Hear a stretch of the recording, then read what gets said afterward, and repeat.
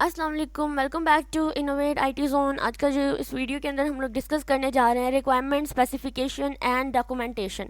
सबसे पहले तो हमारी रिक्वायरमेंट इंजीनियरिंग और सॉफ्टवेयर इंजीनियरिंग का ये बहुत ही क्रूशियल स्टेप होता है।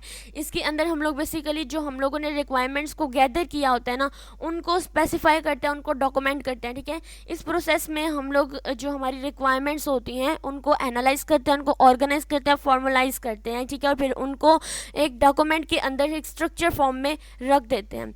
ये डॉक्यूमेंट जो होता है मोस्टली डिटेल डिस्क्रिप्शन, फंक्शनैलिटी और डिफरेंट कैरेक्टरिस्टिक्स रिक्वायरमेंट की होती है ना, उनके ऊपर कंटेन कर रहा होता है।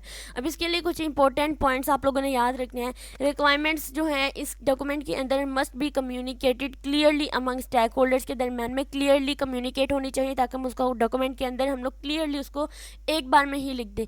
To provide a standard point of referencing requirement throughout each phase of the project, providing a basis to validate and verify the requirement. ऐसी हमें रिक्वायरमेंट होनी चाहिए कि हम उसको इजीली वैलिडेट और वेरीफाई कर सकें।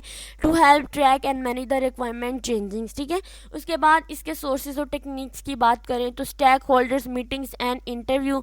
आप लोगों को इससे अंदाज़ा हो कि हम अपने डॉक्यूमेंट जो स्टैक होल्डर के साथ डिस्कस करते हैं, हम डिफरेंट इंटरव्यूज़ कंडक्ट करते हैं जिससे हम इनको आसानी से डॉक्यूमेंट कर सकते हैं। उसके बाद एग्जिस्टिंग डॉक्यूमेंटेशन, यानी requirement can also be gather from the existing document such as हमारे बिजनेस डॉक्यूमेंट है, यूज़र मैनुअल्स एंड रिपोर्ट, यानी हर एक के अंदर वही टेक्निक्स आई जा रही हैं। जस्ट हमें पॉइंट्स को याद रखने की ज़रूरत है। प्रोटोटाइप्स एंड मॉकअप की बात करें तो इसके अंदर भी हम लोग फीडबैक के थ्रू और डिफरेंट डेमो से क्रिएट करके हम लोग आसानी से उनको डॉक्यूमेंट कर सकते हैं, अपनी रिक्वायरमेंट को स्पेसिफाई कर सकते हैं। Regulatory standards are documented according to the regulatory standard and industry best practice होते हैं कि हम लोग रेगुलरली अपने डॉक्यूमेंट को एनालाइज करें। ठीक है, उसके बाद स्पेसिफिकेशन टेक्निक्स की बात करें तो स्ट्रक्चर्ड एनालिसिस, जिसके अंदर हमारे पास हमारा डाटा फ्लो डायग्राम्स भी आ जाता है और हमारे रिलेशनल डायग्राम्स भी आ जाती हैं, और फंक्शनल डिकम्पोजिशन इनका यूज़ करते हुए हम अपनी रिक्वायरमेंट्स को प्रॉपर्ली एनालाइज कर सकते हैं एंड ऑर्गेनाइज कर सकते हैं, और स्पेसिफिक जो है वो एक स्ट्रक्चर दे सकते हैं। नेचुरल लैंग्वेज प्रोसेसिंग NLP, यानी हमें इसके अंदर बिल्कुल नेचुरल लैंग्वेज का यूज़ करना होगा अपनी डॉक्यूमेंटेशन के लिए, जिसको हम और हमारे स्टैक होल्डर्स, हमारे क्लाइंट जो है वो ईजिली क्लियरली इस चीज़ को समझ सकें कि हमने डॉक्यूमेंट के अंदर ऐड क्या किया है।